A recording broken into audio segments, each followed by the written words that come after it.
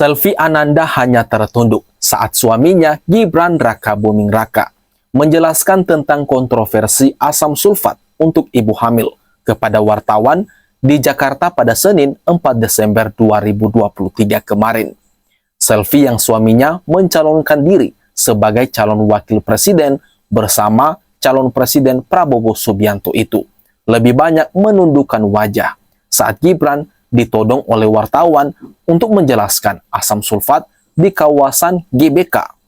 Sebelum wartawan bertanya soal asam sulfat, Selvi tampak berjalan di belakang Gibran, sembari sesekali melempar senyum pada warga yang menyapa.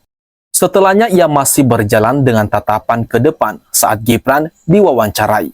Akan tetapi ketika wartawan mulai bertanya soal asam sulfat, Selvi langsung menundukkan wajahnya sembari memegang bibir.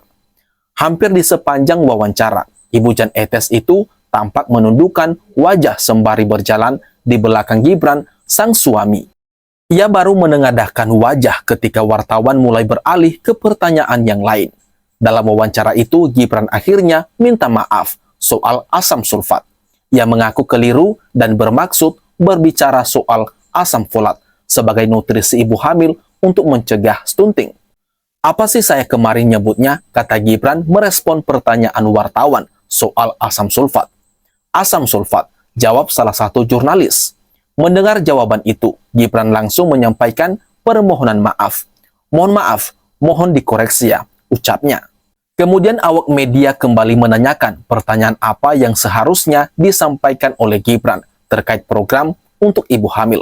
Alih-alih menjawab, Gibran malah bertanya balik, "Ya, saya nanya apa?" tanya Gibran. Salah satu jurnalis kemudian membantu Gibran dengan menjawab asam folat.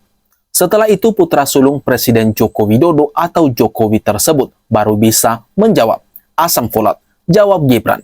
Akhirnya Gibran menyadari bahwa apa yang ia ucap itu keliru. Kemarin saya nyebutnya apa? Asam sulfat. Sorry ya, maaf, mohon dikoreksi, terang Gibran.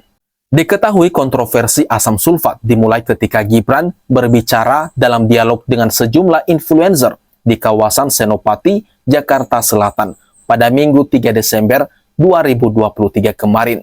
Yang dibahas adalah Indonesia Emas 2045. Untuk mewujudkannya, Gibran menganggap penting untuk menyiapkan generasi masa depan sedari dini. Karena itu Gibran dengan pasangan capresnya yakni Prabowo Subianto telah menyiapkan sejumlah program di Pilpres 2024. Salah satunya ialah pembagian susu gratis bagi para pelajar. Lalu keduanya juga menyiapkan Kartu Indonesia Sehat atau KIS, khusus ibu dan anak.